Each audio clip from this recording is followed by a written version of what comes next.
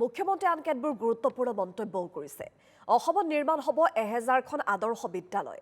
এই কথা ঘোষণা কৰিলে মুখ্যমন্ত্ৰীয়ে। এনে 500খন বিদ্যালয় নিৰ্মাণ কাৰ্য ইতিমধ্যেই চলি আছে। শীঘ্ৰে 500খন বিদ্যালয় নিৰ্মাণৰ কাম আৰম্ভ হ'ব। বেজেৰাত এনে আদৰ্শ বিদ্যালয় নৱনিৰ্মিত ভৱন উদ্বোধন কৰিব মুখ্যমন্ত্ৰীয়ে। প্ৰতিখন জিলাত ব্ৰহ্মপুত্ৰৰ ওপৰত দলং হ'ব বুলি ঘোষণা কৰিলে মুখ্যমন্ত্ৰীয়ে। প্ৰতিখন জিলাত একোখনকৈ বিশ্ববিদ্যালয়, একোখনকৈ মেডিকেল কলেজৰ কথাও কৰিলে ঘোষণা।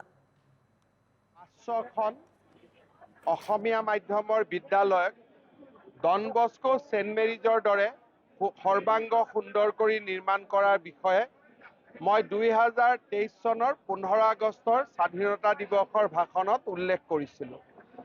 ইতিমধ্যে 400খনতকৈও অধিক অসমীয়া মাধ্যম বিদ্যালয়ৰ নিৰ্মাণৰ কাম আৰম্ভ হৈছে। প্ৰতিখন বিদ্যালয়তে আমি 8ৰ পৰা 10 কোটি টকা খৰচ কৰিছোঁ। আজি সেই শৃংখলাৰ প্ৰথমখন বিদ্যালয় বেজেৰা উচ্চতৰ মাধ্যমিক বিদ্যালয়ত উদ্বোধন হ'ল। এই বিদ্যালয়ৰ ভৱন ডন বস্কো সেন্ট মেৰিজতকৈ কোনো গুণে কম নহয়। এনেধৰণৰ সুন্দৰ বিদ্যালয় নিৰ্মাণৰ যি আমাৰ প্ৰতিশ্ৰুতি আছিল, তাক আজি আমি পালন কৰিব পাৰিলোঁ। আৰু মই বিশ্বাস কৰোঁ যে ইয়াতে smart classroom, digital classroom, distance learning আৰু পৰ্যাপ্ত শিক্ষক শিক্ষয়িত্ৰী আমি এই ধৰণে অসমীয়া মাধ্যমৰ বিদ্যালয়সমূহক সময় উপযোগী কৰি নিৰ্মাণ কৰিব পাৰিম। আমাৰ বৰ্তমান 400তকৈ অধিক বিদ্যালয় নিৰ্মাণৰ কাম চলি আছে। 500খন মোৰ ঘোষণা আছিল, কিন্তু এতিয়া আমি 1000খন এনেকুৱা বিদ্যালয় নিৰ্মাণ কৰিব খুজিছোঁ।